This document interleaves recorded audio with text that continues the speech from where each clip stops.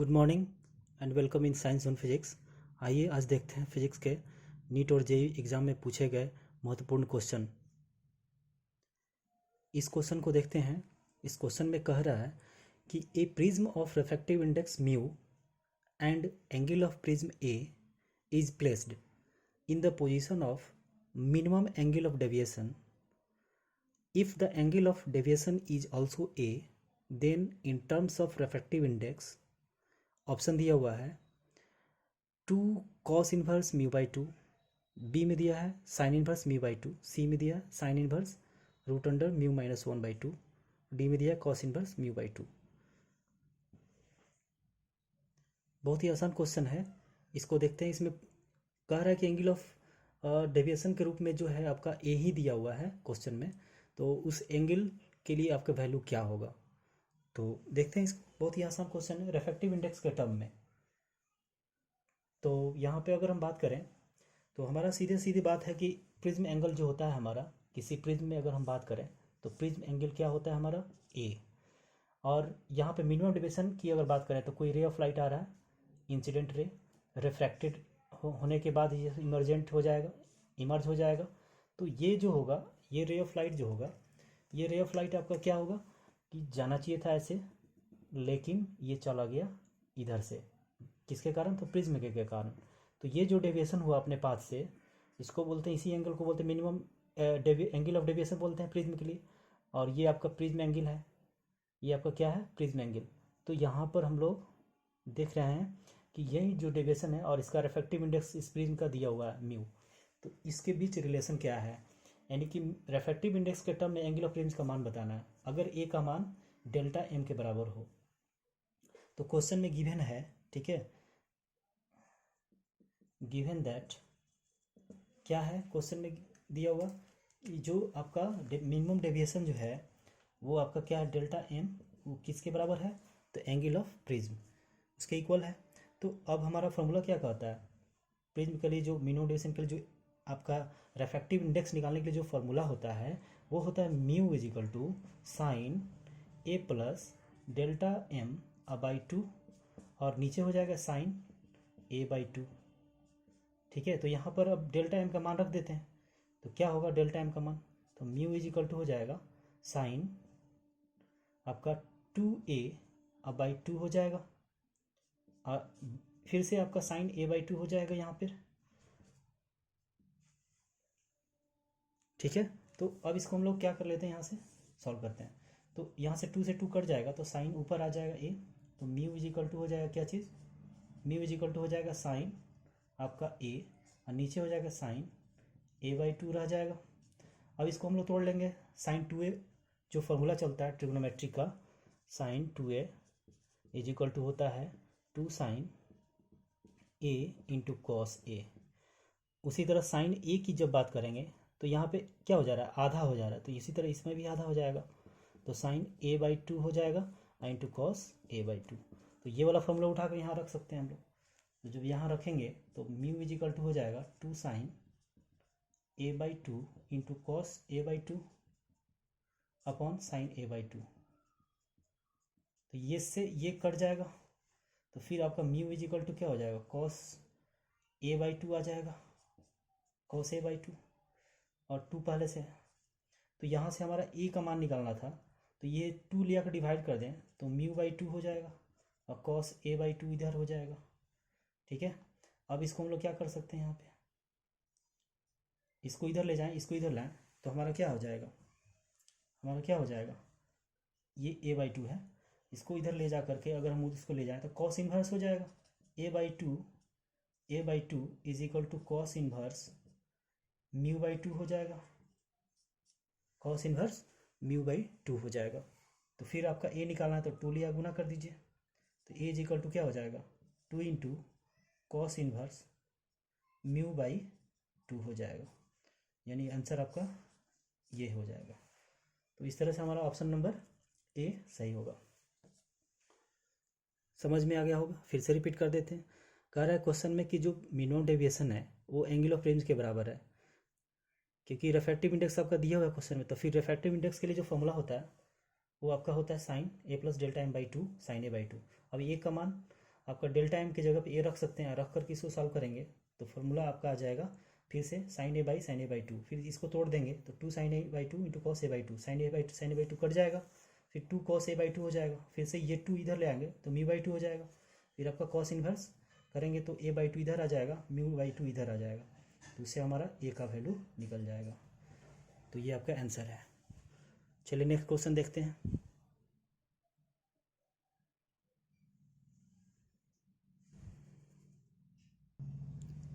इस क्वेश्चन को देखते हैं। इस क्वेश्चन में कह रहा है car B overtakes another car A at a relative speed of 40 meter per second. How fast will the image of car B appear to move in the mirror of focal length 10 cm fitted in the car A when the car B is 1.9 meter away from the car A? Speed बताना है, car का जो image है mirror में उसका speed बताना। तो बहुत ही सिंपल है, इसको देखते हैं, इसका सॉल्यूशन करते हैं। देखिए इसमें कह रहा है कि जो कार बी है ओवरटेक कर रहा है कार ए, और कार ए में जो मिरर लगा हुआ है उसमें इसका स्पीड बताना है कि कार बी का स्पीड क्या है, जबकि कार बी का स्पीड रिलेटिव स्पीड दिया है कार ए के रिस्पेक्ट में। तो जब रिलेटिव स्पीड दिया है तो हमको रिलेटिव स्पीड फाइंड करने की ज़रूरत नहीं पड़ेगा। अगर इंडिविजुअल स्पीड दिया रहता तो रिलेटिव स्पीड की ज़रूरत पड़ता है, क्योंकि अगर रेफरेंस एक्सिस जो होता है जिसके रेफरेंस में हम लोग देखते हैं तो उस अगर वो रेस्ट में है तो हमारा इंडिविजुअल स्पीड से ही काम चलेगा, लेकिन जब रेफरेंस भी आपका क्या हो मोशन में हो तो हम लोग रिलेटिव स्पीड निकालते हैं। तो मान लीजिए ये आपका कार है,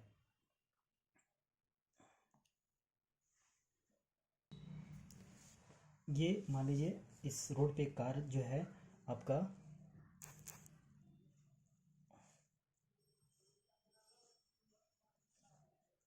ये मोशन कर रहा है, तो ये जो कार ए है इसको ओवरटेक करना चाह रहा है कार बी। तो कार बी जो है आपका कार बी जो है आपका ओवरटेक कर रहा है कार ए को। तो यहाँ पर इस पे जो मिरर लग रहा है, मिरर जो लगा हुआ है उसमें इसका इमेज का स्पीड बताना है। तो यहाँ पर इसका जो स्पीड है और इसका जो स्पीड है इसके तुलना में भी का जो स्पीड है ए के रेस्पेक्ट में या मिरर के रेस्पेक्ट में वो आपका कितना दिए रखा है 40 मीटर पर सेकेंड दिया हुआ है ये। उसके बाद से कार का जो डिस्टेंस यानी मिरर से जो डिस्टेंस है कार का वो आपका डिस्टेंस दिया हुआ है कितना आपका 10 सेंटीमीटर, कितना 10 सेंटीमीटर नहीं नहीं कितना स्पीड दिया हुआ है car B focal length of इतना centimetre when the car B is इतना metre away from the car A, यानी कि 1.9 आपका दिया हुआ है डिस्टेंस किसका कार बी का। तो बहुत सिंपल है, इसमें हम लोग सबसे पहले क्या कर लेंगे कि हम मैग्नीफिकेशन निकाल लेंगे तो वेलोसिटी भी हमारा निकल जाएगा। तो अगर देखें यहाँ पे तो velocity of image with respect to mirror is equal to होता है माइनस मैग्नीफिकेशन का स्क्वायर इंटू वेलोसिटी ऑफ किसका ऑब्जेक्ट या B with respect to mirror. ठीक है, तो यहाँ पर मैग्नीफिकेशन निकाल है तो हमारा क्वेश्चन आसान हो जाएगा। तो यहाँ से ये जो फॉर्मूला है इसमें हम लोग एम का मान निकालने के लिए फॉर्मूला होता है एफ बटा एफ माइनस यू। तो क्वेश्चन में फोकल लेंथ ऑलरेडी दिया हुआ है, फोकल लेंथ आपका दिया हुआ है कितना, फोकल लेंथ आपका दिया हुआ है 10 सेंटीमीटर। ठीक है, तो इसको माइनस में ले लेंगे। आपका फिर से आपका क्या दिया हुआ है, आपका जो डिस्टेंस है यू का वो आपका 1.9 मीटर दिया है, इसका मतलब हो जाएगा 190 सेंटीमीटर यू दिया हुआ है। ठीक है, और फोकस आपका मिरर का अगर देखें तो इधर होना चाहिए तो प्लस हो जाएगा, ये माइनस नहीं होगा, ये प्लस हो जाएगा। ऑब्जेक्ट हमेशा जो है ऑब्जेक्ट डिस्टेंस आपका माइनस लिया जाएगा। तो यहाँ पे आप मान रख लें तो आपका आंसर आ जाएगा। यू आपका ऑलरेडी दिया हुआ है तो मान निकाल लीजिए। इसमें अगर मान रखते हैं एफ़ का वैल्यू आपका 10 है और एफ़ का वैल्यू फिर से 10 हो जाएगा और माइनस माइनस माइनस 190 आपका सॉल्व कर दें तो 10 बाई आपका 1 प्लस 190 यानी कि एम इज इक्वल टू आपका हो जाएगा finally M is equal to हो जाएगा आपका 200 यानी कि 1/20। ठीक है, अब इसको इस इक्वेशन में रख देंगे तो हमारा इमेज का स्पीड भी आ जाएगा। तो इमेज का स्पीड कैसे निकालेंगे, इसमें मान रख दीजिए। अब इसमें मान रख लेते हैं हम लोग। तो इसमें मान रखेंगे, आपका हो जाएगा कितना, आपका भी image with respect to mirror आपका 1/400 हो जाएगा। 1/2 का इसका कर देंगे तो माइनस इंटू आपका वेलोसिटी दिया हुआ है 40 मीटर पर सेकेंड, ये भी दिया हुआ है। ठीक है, तो ये मीटर पर सेकंड दिया है, इसको सेंटीमीटर में बदलने के लिए आपको क्या करना होगा, मीटर पर सेकंड को 100 से गुना कर देंगे तो आपका हो जाएगा। तो इसको अगर सॉल्व कर लें तो हो जाएगा कितना, फाइनली आपका कितना 10 हो जाएगा, 10 सेंटीमीटर पर सेकेंड। ठीक है, 10 सेंटीमीटर पर सेकेंड माइनस में आ रहा है, तो यानी कि क्या हो जाएगा, रिलेटिव स्पीड पूछ रहा है वो इमेज का, तो इमेज उसके तरफ जाएगा ना, तो इसलिए अपोजिट डायरेक्शन हो जाएगा। तो velocity of image with respect to mirror आ गया। अब इसको मीटर में बदल दें तो 100 से भाग देंगे तो हो जाएगा आपका फाइनली 0.1 सेंटीमीटर पर सेकेंड। ये हो गया आपका velocity of image with respect to mirror, यानी ये आपका आंसर हो जाएगा। तो इस तरह से आपका ऑप्शन नंबर डी हो जाएगा। समझ में आ गया होगा। क्वेश्चन में कह रहा है कि कार में जो मिरर लगा हुआ है उसमें इमेज का स्पीड बताना है कार बी का, जो कि ओवरटेक कर रहा है कार ए को। तो जब ये ओवरटेक कर रहा है तो इसका स्पीड इमेज में क्या होगा, इमेज का क्या होगा इस कार ए के मिरर में। ऑलरेडी ये कार ए भी क्या है, मोशन में है, लेकिन क्वेश्चन में रिलेटिव स्पीड ही दिया हुआ है, इसलिए हमको रिलेटिव स्पीड फिर से फाइंड करना नहीं पड़ेगा। तो फाइनली हमारा इक्वेशन जो होता है स्पीड के लिए, velocity of image with respect to mirror, तो आपका फॉर्मूला होता है -m² velocity of B overtake जो कर रहा है उसका मिरर के एस्पेक्ट में। तो यहाँ पर एम का मान निकाला मैग्नीफिकेशन, तो रख देने पर हमारा आंसर आ जाएगा। तो यहाँ पर एफ का मान आपका 10 है, यू का मान आपका दिया हुआ है 1.9 मीटर अवे है, तो यू का मान हो जाएगा कितना -190, एफ का मान आपका दिया हुआ, तो इसको रख करके एम का वैल्यू आ गया 1/20, इसको मान रख देंगे तो आपका वेलोसिटी आ जाएगा। ठीक है, ओके, नेक्स्ट क्वेश्चन पे चलते हैं। आइए इस क्वेश्चन को देखते हैं। कह रहा है a source of light is placed in front of a screen, intensity of light on the screen is I, two polarizers P1 and P2 are so placed in between the source of light and a screen that the intensity of light on the screen is I/2। उसके बाद कह रहा है कि P2 should be rotated by an angle of, fill in the blanks है उसमें, so that the intensity of light on the screen becomes 3I/8। आसान question है, दो पोलर वायर्स दिया हुआ है जिसमें सोर्स ऑफ लाइट जो लाइट पास कर रहा है उसका इंटेंसिटी आई है। ठीक है, उसके बाद कह रहा है कि पोलराइड से जब पास हो रहा है तो पोलराइड किसके लिए होता है, वो आपका लाइट ऑर्डिनरी लाइट को चेक करना रहता है कि पोलराइड है या नहीं। तो अगर जिसमें दो होता है एनालाइजर और पोलराइजर, तो एनालाइजर का काम है लाइट को पोलराइज कर देना, आप पोलराइज लाइट को चेक करना, वो आपका एक होता है पोलराइजर, एक होता है एनालाइजर। तो पोलराइजर का काम है लाइट को पोलराइज करना और एनालाइजर का काम है पोलराइज लाइट को चेक करना कि ये पोलराइड है या नहीं। ठीक है, तो उस स्थिति में हमारा जो जो एनालाइजर होता है उससे जो लाइट निकलेगा वो कह रहा है कि वो 3I/2 8 हो जाना चाहिए। ठीक है, तो कितना आपका एंगल पे उसको रोटेट कर दें ताकि इंटेंसिटी क्या हो जाए, वो आपका 3I/8 हो जाए। तो ठीक है, इस क्वेश्चन को हम फिगर द्वारा पहले समझते हैं। इस फिगर में देखिए, ये जो पोलराइजर है इससे जो लाइट आ रहा है उसका इंटेंसिटी आई है। अब ये क्या हो रहा है, यहाँ पर आपका लाइट जो ऑर्डिनरी लाइट आ रहा है वो लाइट आपका क्या हो जा रहा है, I/2 हो जा रहा है। तो यहाँ पर I/2 हो जाएगा।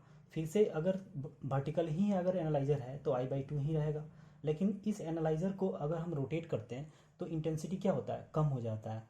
यानी कि ये इससे पूछ रहा है कि कितना डिग्री के एंगल पर इस एनालाइजर को रोटेट करें ताकि इंटेंसिटी हमारा जो है वो 3I/8 हो जाए।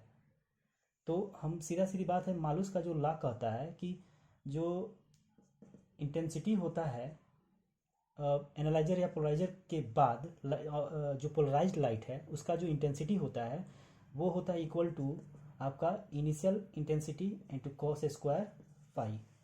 ठीक है ना, तो ये जो है फेज एंगल है आपका एनालाइजर या पोलराइजर का एक्सिस के साथ।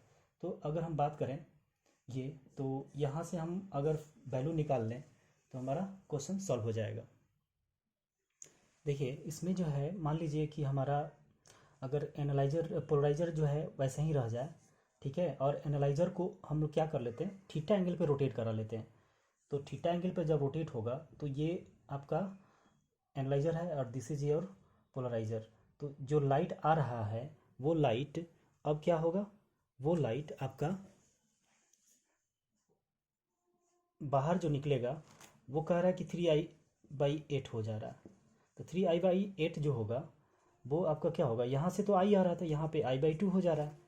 ठीक, तो इस जो है मान लीजिए इसको P1 मान लेते हैं, इसको P2 ले लेते हैं, ठीक है। तो यहाँ पर अगर हम बात करें इसको P1 इसको P2 ले रहे हैं, तो पहले P1 क्या कर रहा है, जो इंटेंसिटी ऑफ लाइट है उसको बाहर निकालने के बाद I/2 हो जा रहा है। फिर इसके लिए जो है ये इनिशियल का काम करेगा, ये फाइनल हो जाएगा। तो ये जो लाइट आ रहा है इसको फर्दर अगर वर्टिकल ही रखते हैं, उसके पैरेलल रखते हैं, तो आपका I/2 ही निकलेगा, ठीक है। लेकिन जैसे ही एनालाइजर किसी थीटा एंगल पर क्या करते हैं, उसको हम लोग या फाई एंगल पे क्या करते हैं, उसको रोटेट कराते हैं। पहले से मान लीजिए आपका पोलराइजर था ऐसे, एनालाइजर आपका ऐसे था, तो एंगल में क्या हुआ, एंगल जो बन रहा है इसके एंगल और इसके एंगल के बीच जो एंगल होगा वो फाई हो जाएगा। तो जो फाई होगा, इसी फाई को तो फाइंड करना है कि इसके घूमने के चलते हमारा क्या हो जा रहा है, इस पोलराइजर के एनालाइजर के घूमने के चलते, रोटेट होने के चलते इंटेंसिटी आपका इतना हो जा रहा है। यानी इसके लिए इंटेंसिटी इनिशियल हो जाएगा I/2, इसके लिए इंटेंसिटी आई था, इसके लिए फाइनल I/2। अब इसके लिए इंटेंसिटी I/2 रह जाएगा, अब फाइनल क्या हो जाएगा 3I/2। तो इसमें हम रख करके चेक कर लेंगे। तो आपका आई की जगह पे क्या हो जाएगा 3I/8 हो जाएगा, और I0 के जगह पे क्या हो जाएगा I/2 हो जाएगा, इंटू कॉस स्क्वायर फाई हो जाएगा। तो इसको हम सॉल्व करेंगे तो हमारा हो जाएगा क्या चीज़, आपका 3I से I कट जाएगा, तो 3I/8 इसको 1/2 इंटू कॉस स्क्वायर फाई। तो यहाँ से हमारा क्या हो जाएगा, इसको अगर हम देखें तो इससे कट जाएगा, ये आपका 3/4 हो जाएगा। तो cos square phi is equal to 3/4। तो यहाँ से अगर हम बात करें कॉस फाई का अगर वैल्यू निकालें तो √3/2 हो जाएगा। अब यहाँ से ये किसका वैल्यू होता है, 30 डिग्री का होता है, तो यानी cos phi is equal to cos 30, यानी फाई का वैल्यू आपका 30 डिग्री हो जाएगा। दिस इज योर आंसर, ये आपका आंसर होगा। समझ में आ गया होगा। कह रहा है कि सोर्स ऑफ लाइट जो है अगर किसी पोलराइड से अगर पास हो रहा है, तो पोलराइड्स में एक होता है पोलराइजर, एक होता है एनालाइजर। तो पहले बार जो पास हो रहा है तो इंटेंसिटी जब पोलराइजर से निकल रहा है तो I/2 हो जा रहा है। अगर एनालाइजर भी ऐसे ही अगर रखते हैं, वर्टिकल उसके पैरेलल रखते हैं, तो इंटेंसिटी अब में कोई अंतर नहीं आएगा, क्योंकि पोलराइज लाइट जो होता है फर्दर किसी एनालाइजर से निकालते हैं तो उतना ही इंटेंसिटी का बाहर रहता है, ठीक है। अगर किसी एंगल पे अगर उसको रोटेट कराते हैं तो इंटेंसिटी में क्या होगा, डिक्रीजिंग या इंक्रीजिंग जो भी होगा, नया आपका इंटेंसिटी के साथ लाइट बाहर आएगा, ठीक है। तो ऑर्डिनरी लाइट पोलराइड होकर के I/2 में आया, अब I/2 एनालाइजर I/2 ही निकल रहा है। लेकिन कह रहा है कि अगर इसको हम लोग क्या कर दें, रोटेट कर दें, तो रोटेशन के चलते जो बाहर जो लाइट आएगा उस लाइट का इंटेंसिटी कह रहा है क्वेश्चन में कि 3I/8 हो जा रहा है। तो ठीक है, इसको हम लोग निकाल लें किस एंगल पे हम रखें ताकि 3I/8 इंटेंसिटी बाहर आए, किसके द्वारा, तो एनालाइजर के द्वारा। तो यहाँ से फॉर्मूला होता है मालूस का लॉ है ये, this is called Malus law. ये है आपका मालूस का law, Malus law from Malus law. तो मालूस लॉ कहता है कि जो इंटेंसिटी होता है पोलराइजर या एनालाइजर के बाद जो पोलराइज लाइट होता है उसका इंटेंसिटी जो होता है वो इक्वल होता है I0, यानी कि ऑर्डिनरी लाइट का intensity into cos square phi, या पोलराइज लाइट का इंटेंसिटी होगा तो एनालाइजर के द्वारा आपका जो बाहर जो इंटेंसिटी आएगा वो हो जाएगा, ठीक है। तो यहाँ पर I बराबर I0 कॉस स्क्वायर फाई हो जाएगा। तो कह रहा है किस एंगल पे हम लोग रोटेट करा दें एनालाइजर को ताकि हमारा जो नया इंटेंसिटी आएगा वो 3I/8 हो जाए। तो 3I/8 I/2 इसको सॉल्व करेंगे तो आपका आंसर आ जाएगा 30 डिग्री। समझ में आ रहा होगा। वीडियो अच्छा लग रहा है तो चैनल सब्सक्राइब करें, शेयर करें और दोस्तों में ज़्यादा से ज़्यादा शेयर करें ताकि और भी अच्छे विद्यार्थी, पढ़ने वाले विद्यार्थी इस वीडियो को देखेंगे, समझेंगे। चलिए नेक्स्ट क्वेश्चन पे चलते हैं हम लोग।